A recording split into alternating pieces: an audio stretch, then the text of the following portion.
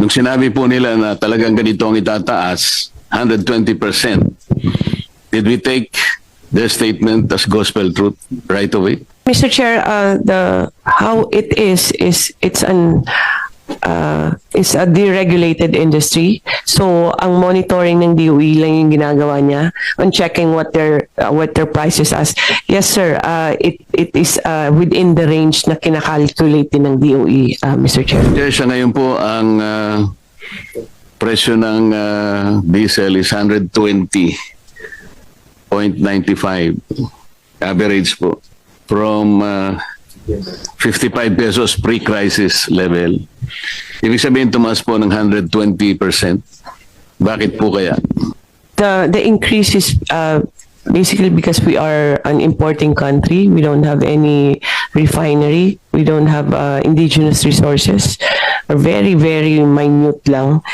And if Mr. Chair, if you allow me, our fuel, our pump price, more or less, ang fuel cost niyan is about more than half, mga 50+%.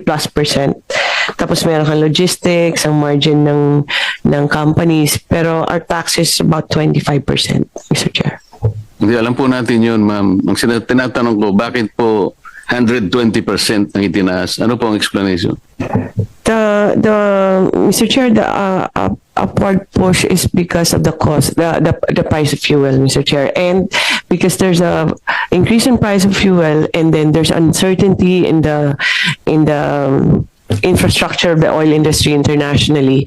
Yung logistics tumaas, tapos yung insurance tumaas na rin kasi natatakot na rin silang magpagamit ng vessel nila or crossing that traversing, no? So tumaas lahat.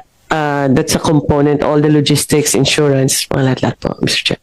Did the government initiate an inquiry, for example, from the oil players, kung yung 120% is reasonable?